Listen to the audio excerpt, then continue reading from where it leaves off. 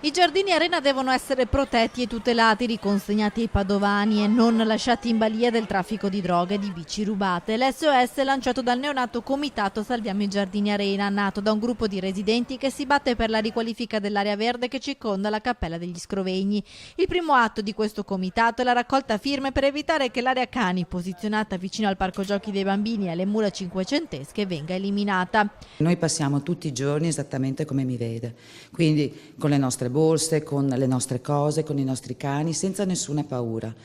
Certo è che 130 persone quasi ogni giorno sedute sulle mura del 500 che ci buttano giù droga, e non le faccio altri discorsi che sono poco piacevoli.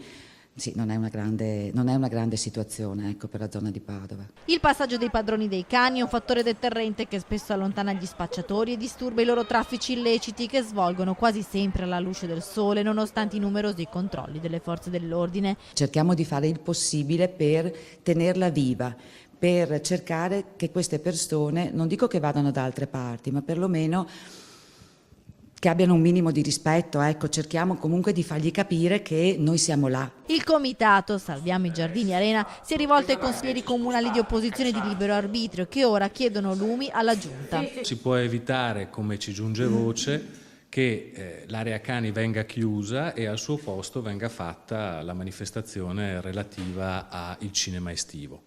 Il cinema estivo da oltre 40 anni è sempre nel medesimo posto e lì dovrà ritornare. Non capiamo quali siano le intenzioni dell'amministrazione comunale.